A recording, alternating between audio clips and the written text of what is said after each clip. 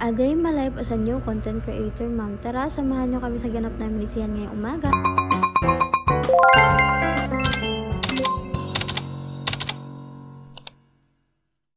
Alas 4 pa nga ng umaga gising na talaga to si Sian. Yes, mga mimaga po talaga siyang nagigising. At tingnan nyo naman, antok na antok pa ako. Ginigising niya na nga ako dyan. Kaso talaga antok na antok ako.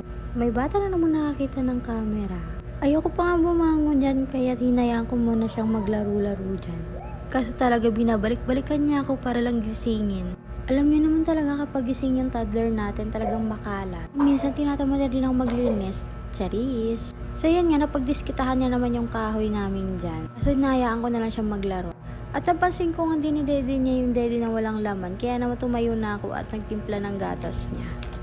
Yes, mga simula nga nung naging 1-year-old na siya, pinalitan na namin yung tubig niya ng Nature Spring. Pero distilled water pa rin naman siya. Tayan nga, inaabangan niya ako matapos magtimpla ng gatas niya. Since nga 10 months old pa lang siya, pinalitan na din namin yung gatas niya ng Bear Brand. Hindi dahil sa tinitipid namin siya. Kaso talaga sa mga previous na gatas niya, hindi talaga siya nabigat. Sobrang gaan niya pa rin talaga. Kaya nga simula na ito yung naging gatas niya, talagang doon na siya nag-gain ng weight. Kaya naman nagpasalamat ako dahil talagang hiyang na hiyang siya dito sa gatas na to.